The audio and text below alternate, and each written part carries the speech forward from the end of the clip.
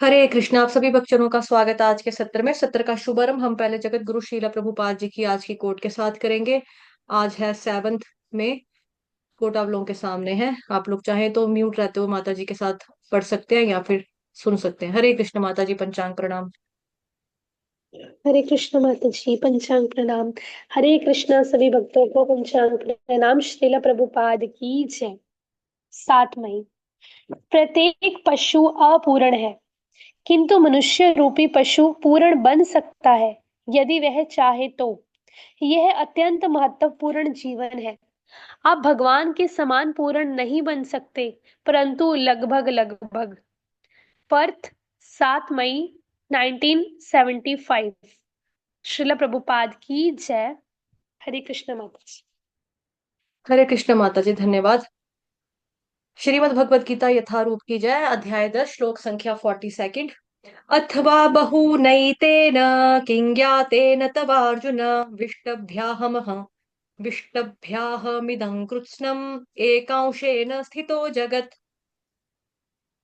अनुवाद। किंतु हे अर्जुन, इस सारे विशाद ज्ञान की आवश्यकता क्या है? मैं तो अपने एक अंश मात्र से संपूर्ण ब्रह्मांड में व्याप्त होकर इसको धारण करता हूँ। किंतु हे अर्जुन, इस सारे विशद ज्ञान की आवश्यकता क्या है? मैं तो अपने एक अंश मात्र से संपूर्ण ब्रह्मांड में व्याप्त होकर इसको धारण करता हूँ। तात्पर्य श्रीला प्रभुपाद द्वारा। श्रीला प्रभुपाद की जय। श्रीमद् भगवद गीता यथारूप की जय। परमात्मा के रूप में ब्रह्मांड की समस्त वस्तुओं में प्रवेश कर जाने के कारण परमेश्वर का सारे भौतिक जगत में प्रतिनिधित्व है। भगवान यहाँ पर अर्जुन को बताते हैं कि यह जानने की कोई सार्थकता नहीं है कि सारी वस्तुएं किस प्रकार अपने पृथक पृथक ऐश्वर्य का उत्कर्ष में स्थित है, तथा उसे इतना ही जान लेना चाहिए कि सारी वस्तुओं का अस्तित्व इसलिए है क्योंकि कृष्ण उनमें परमात्मा रूप में प्रविष्ट है। ब्रह्मा जैसे विराट जगत से लेकर एक क्षुद्र चींटी तक इसलिए विद्यमान है क्योंकि भगवान उन सब में प्रविष्ट होकर उनका पालन करते हैं। विराट एक जीव ऐसी से लेकर, धार्मिक संस्था, जगत नहीं माता जी, विराट जीव से लेकर, ठीक है। सॉरी सॉरी माता जी, फुल एक पॉकेट। जैसे विराट दिवस, एक ऐसी धार्मिक संस्था मिशन भी है जो यह निरंतर प्रचार करती है कि किसी भी देवता की पूजा करने से भगवान या परम लक्ष्य की प्राप्ति होगी। किंतु यहाँ पर देवताओं की पूजा को पूर्णतया निरुत्साहित किया गया है, क्योंकि ब्रह्मा तथा शिव जैसे महानतम देवता भी परमेश्वर की विभूति के अंश मात्र हैं। वे समस्त उत्पन्न जीवों के उद्गम हैं और उनसे बढ़कर यानी कृष्ण से बढ़कर कोई भी नहीं है। वे अस्मोध्वर हैं, जिसका अर्थ है कि ना तो कोई उनसे श्रेष्ठ है, ना कोई उनके तुल्य। पद्म पुराण में भी कहा गया है कि जो लोग भगवान कृष्ण को देवताओं की कोटि में, चाहे वे ब्रह्मा या शिव ही क्यों ना हो, मानते हैं, वे पखंडी हो जाते हैं। किंतु यदि कोई ध्यान पूर्वक भगवान कृष्ण की विभूतियों एवं उनकी शक्ति के अंशों का अध्ययन करता है, तो वह बिना किसी संशय के भगवान कृष्ण की स्थिति को समझ सकता है और अविचल भाव से कृष्ण की पूजा में स्थिर हो सकता है। भगवान अपने अंश के विस्तार से परमात्मा रूप में सर्वव्यापी है, जो हर विद्यमान वस्तु में प्रवेश करता है। अतः शुद्ध भक्त पूर्ण भक्ति में कृष्ण भावनामृत में अपने मनों को एकाग्र करते हैं। अतएव वे नित्य दिव्य पद में स्थित रहते हैं। इस अध्याय के श्लोक 8 से लेकर 11 तक कृष्ण की भक्ति तथा पूजा का स्पष्ट संकेत है। शुद्ध भक्ति की यही विधि है। इस अध्याय में इसकी भली भांति व्याख्या की गई है कि मनुष्य भगवान की संगति में किस प्रकार चरम भक्ति सिद्धि प्राप्त कर सकता है। कृष्ण परंपरा के महान आचार्य श्रील बलदेव विद्याभूषण इस अध्याय की टीका का समापन इस कथन से करते हैं। यच्छ यच्छ शक्तिलेशात् सूर्याध्या भवनत्य युग्र तेजसः यदंशेन धृतं विश्वं स कृष्णो दशमे चर्यते। प्रबल सूर्य भी कृष्ण की शक्ति से अपनी शक्ति प्राप्त करता है और सारे संसार का पालन कृष्ण के एक लघु अंश द्वारा होता है। अतः कृष्ण पूजनीय है। इस प्रकार श्रीमद् भगवत गीता के 10वें अध्याय श्री भगवान का ऐश्वर्य का भक्ति वेदांत तात्पर्य पूर्ण हुआ। श्रीला प्रभुपाद की जय। हरे कृष्ण माता। हरे कृष्ण माता जी, धन्यवाद। कोई जाएगा नहीं सेशन के बाद? मुझे कुछ बताना है। अथवा बहुनैतेन किं ज्ञातेन तवार्जुन विष्टभ्याहमिदं कृत्स्नम् एकांशेन स्थितो जगत्। किंतु है अर्जुन, इस सारे विशद ज्ञान की आवश्यकता क्या है? मैं तो अपने एक अंश मात्र से संपूर्ण ब्रह्मांड में व्याप्त होकर इसको धारण करता हूँ। कल शाम वाली कक्षा में भी इस श्लोक का आपको रेफरेंस दिया था, दिखाया भी था ये, क्योंकि जो भागवतम महापुराण में पढ़ रहे हैं वो साथ साथ में इधर से भी चीजें, टॉपिक जो होते हैं कवर होते हैं। यहाँ पढ़ते हैं तो वहां कवर होते हैं, वहां पढ़ते हैं तो यहाँ पे आ जाते हैं बीच में रेफरेंस में, है ना। तो भगवान कह रहे हैं कि मैं एक अंश से पूरे ब्रह्मांड में व्याप्त हो जाता हूँ। व्याप्त ही नहीं, उस पूरे ब्रह्मांड को भगवान कह रहे हैं धारण भी कर लेता हूँ, है ना। धारण देखो यहाँ पर सिर्फ व्याप्त होने की ही बात नहीं है, धारण करने की बात भी लिखी है। ठीक है, धारण करता हूँ। तो इतना सारा जो बताया उसकी जरूरत ही क्या है? एक अंश का मतलब हुआ कृष्ण एक्सपेंशन, जब मतलब आते हैं श्री कृष्ण, जो आपने पढ़ा है भागवत महापुराण में डिटेल में, जो पिछले दिनों, पिछले हफ्ते आई थिंक सारा डिटेल में चर्चा की थी, फ्लो चार्ट पूरा बताया था आपको।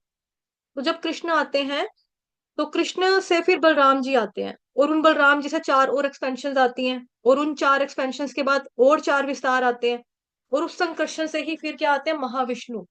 और वही महाविष्णु जो हैं वो अपने एक अंश मात्र से पूरे के पूरे ब्रह्मांड में व्याप्त होकर उसको अपने अंदर धारण भी कर लेते हैं। इसीलिए कोई सोचे कि एक अंश से ये कैसे हो सकता है, अरे एक अंश से भी हो सकता है, क्योंकि भगवान जो हैं वो अंश होकर भी पूर्ण हो जाते हैं। माता जी कोट करो ओम पूर्ण मद वाला श्लोक। हरे कृष्ण। ईशोपनिषद का कहाँ पे है? माता जी निकल गए हैं। ओम पूर्ण मद पूर्णमिदम। हरे कृष्ण। भक्तन विनीता माता जी आपको कह रही हूँ। हरे कृष्ण। ओम पूर्णमदः पूर्णमिदं पूर्णात् हरे कृष्ण। पूर्णमुदच्यते पूर्णस्य पूर्णमादाय पूर्णमेवावशिष्यते।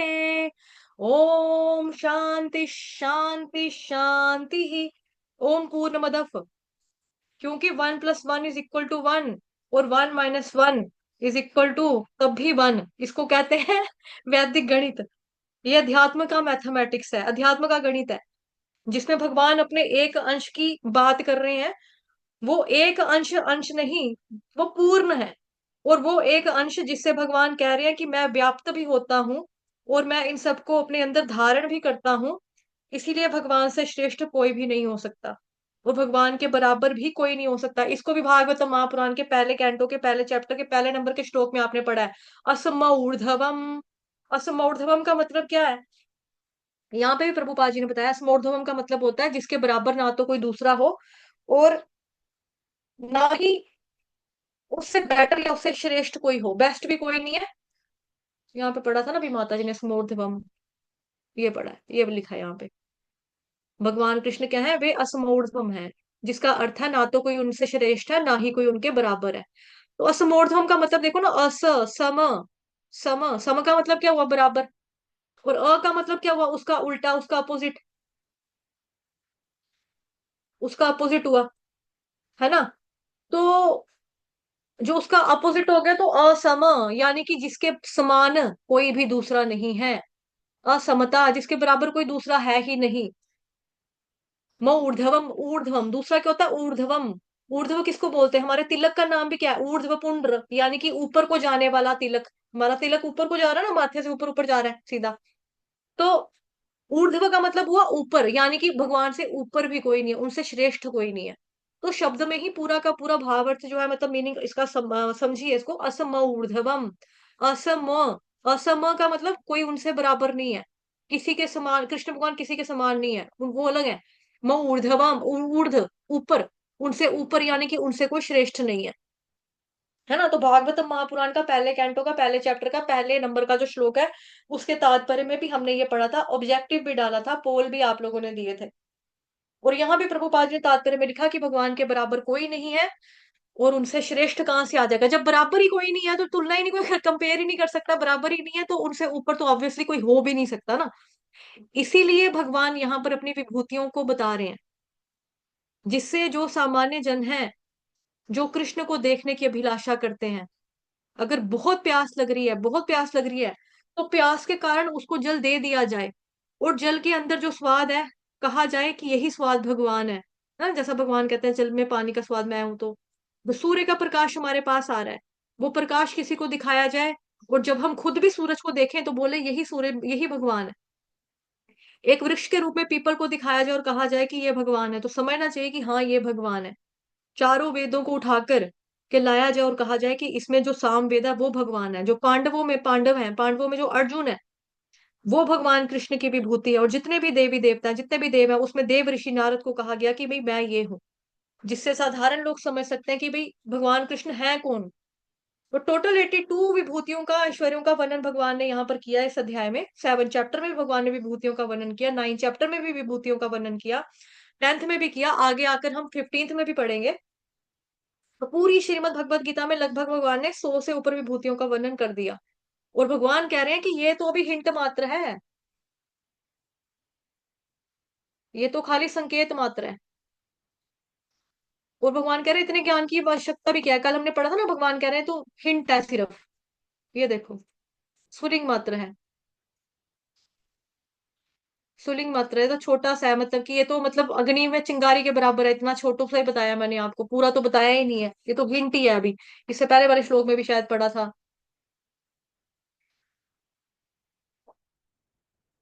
मैंने तुमसे जो कुछ कहा मेरी विभूतियों का कोई अंत नहीं है, मैंने जो कुछ भी कहा वो तो अनंत विभूतियों का क्या है, संकेत है, हिंट ही है सिर्फ, भगवान ने बोला। इतना बताने के बाद भगवान कह रहे हैं कि तो हिंट है सिर्फ, पूरा तो बताया नहीं है मैंने, पूरा तो बता भी नहीं सकूंगा अभी, है ना। वो संकेत मात्र है।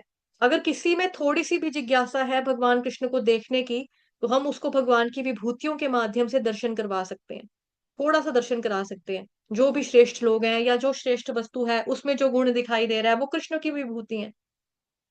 लेकिन ये नहीं सोचना है कि हाँ ये गुंडा कितना ताकत वाला है, गुंडे ने देखो कितने उग्रवादियों ने कितना कुछ मार दिया, कितना कुछ कर दिया। अगर गुंडे में बल है ना, अगर गुंडे के अंदर ताकत दिखाई दे रही है, तो उसको वो वाली गिनती काउंट नहीं की जाएगी, वो नहीं गिनना है, वो नहीं गिना जाएगा। भगवान की विभूतियों में वो श्रेष्ठ होना चाहिए। जो किसी को विधवा बना रहा है, किसी का देखकर पैंट उतार कर देख रहे हैं कि हिंदू है मुसलमान, उसको गोली मारी जा रही है, ये भगवान की विभूतियों में नहीं आएगा कि हाँ ये ताकतवर था, इसने एक निहत्थे आदमी पे गोलियां चलाई, है ना, इसने इस तरह से किया औरतों को, ऐसा नहीं है। उसकी विभूति विभूति नहीं मान, उसमें हम विभूति को काउंट नहीं करेंगे कृष्ण भगवान की कि हाँ वो भी तो बलवान था, उसने भी तो बंदूक चलाई थी, उसने भी तो इतने लोग मार दिए, उसने भी तो बम फोड़ दिए, वो नहीं माना जाएगा। जो श्रेष्ठ वस्तु है वो माना जाएगा, वो व्यक्ति श्रेष्ठ होना चाहिए। उसके अंदर गुण अगर मिल रहे हैं, जैसे अर्जुन के अंदर बल है, संयम है, अर्जुन के अंदर पाए जाने वाले गुण जो है वो भगवान की विभूति गिनी जाएगी। लेकिन अगर दुर्योधन को कोई सोचे कि यार वो भी तो गदा चुराने में कितना एक्सपर्ट था, वो भी निपुण है, उसके जो गुण है उसको भी भगवान की विभूति मानना सही है? नो, वो सही नहीं है, वो सही नहीं होगा। और प्रत्येक व्यक्ति में देखो कोई ना कोई गुण तो होता ही है, क्योंकि भगवान के अंश है। वैसे भगवान कहते हैं कि जीवों में जो चेतना हूं वो मैं ही हूँ, ठीक है। तो सभी योनियों में, जीव आत्माओं में जो चेतना की शक्ति है वो सब भगवान ही है। और भगवान कहते हैं कि सूर्य चांद तारे ग्रह उड़ रहे हैं जो आकाश में, वो सब भगवान कहते हैं कि ये एक ही अंश से मैं धारण करता हूँ। एक अंश से जो होता है, उसी अंश से मैं उस अनंत कोटि ब्रह्मांड को भी बनाता हूँ, चलाता भी हूँ, और धारण भी करता हूँ, विनाश भी करता हूँ। इसीलिए मैं जितना भी बताऊं वो पूरा नहीं होगा, कंप्लीट नहीं होगा। इसीलिए भगवान ने केवल श्रेष्ठ श्रेष्ठ वस्तुओं के नाम लिए। जैसे कल भी हमने पढ़ा था कि ये दुनिया जो है, मतलब पूरे भूमंडल को पूरा किसने धारण किया हुआ है? अनंत शेषनाग, ठीक है, अनंत शेषनाग ने धारण किया हुआ है पूरा। तो उस अनंत शेषनाग ने जो धारण किया है उसमें क्या हो रहा है कि वो भगवान की लगातार तारीफें करते हैं, लगातार गुणगान करते हैं। शेषनाग जो है, बलराम भगवान कह लो, शेषनाग कह लो, ठीक है, लक्ष्मण भैया कह लो, एक ही बात है, उन्हीं के बार बार इनकारनेशन होते हैं। तो वो कह रहे हैं कि जब तक भगवान जी का गुणगान वो करे, वो 24/7 करते हैं, लगातार करते हैं। और जब वो खत्म होंगे तब ये दुनिया वगैरह, तब ये खत्म हो जाएगा, लेकिन ऐसा कभी होने वाला नहीं है, बिकॉज भगवान जी का हर पल गुण बढ़ता है, हर पल उनका सौंदर्य बढ़ता है, हर पल भगवान की शक्ति बढ़ती है। हमारे केस में हर पल हमारी ताकत कम होती है, हर पल हमारी सुंदरता कम होती है। धीरे धीरे हम रात को सोकर उठते हैं, सुबह उठते हैं, तो धीरे धीरे हमारी एक दिन की उम्र आगे हो जाती है। एज बढ़ती है तो फिर क्या होता है, हम झुर्रियां, बुढ़ापा, बाल सफेद, दांत का गिरना, कानों से सुनाई कम पड़ना, धीरे धीरे हमारी शक्ति क्षीण होती है। लेकिन भगवान के केस में ऐसा नहीं है, भगवान की शक्ति हर पल बढ़ती है, भगवान का सौंदर्य हर पल बढ़ता है, भगवान का ऐश्वर्य हर पल बढ़ता है, भगवान की विभूतियां हर पल बढ़ती हैं, तभी तो अनंत है ना। अगर लिमिट में बांधी जाएगी कि हाँ 100 है, 150 है, 200 है, तो फिर तो सीमित थोड़ा हुआ, फिर तो सीमित हो गया, असीमित कहाँ से हुआ। तो भगवान के लिए बोला जा रहा है असमौर्ध्वम शब्द, उनके बराबर कोई नहीं है। ठीक है, तो आज आपका ये 10वां चैप्टर खत्म हो गया, कल हम अगला अध्याय शुरू करेंगे, विराट रूप भगवान का विश्व रूप। तो कल सुबह दोबारा मिलते हैं, अभी जाइएगा नहीं। ओम पूर्णमदः पूर्णमिदं पूर्णात् पूर्णमुदच्यते पूर्णस्य पूर्णमादाय पूर्णमेवावशिष्यते। ओम शांति शांति शांति। वाञ्छाकल्पतरुभ्यश्च कृपा सिन्धुभयेव च पतितानां पावनेभ्यो वैष्णवेभ्यो नमो नमः। अनंत कोटि वैष्णव वृंद की जय, जगत गुरु शील प्रभुपाद की जय, श्री कृष्ण चंद्र भगवान की जय, ग्रंथराज श्रीमद् भागवतम महापुराण की जय, श्रीमद् भगवत गीता यथारूप की जय, आज के आनंद की जय, आप सभी भक्तों की जय। हरे कृष्ण।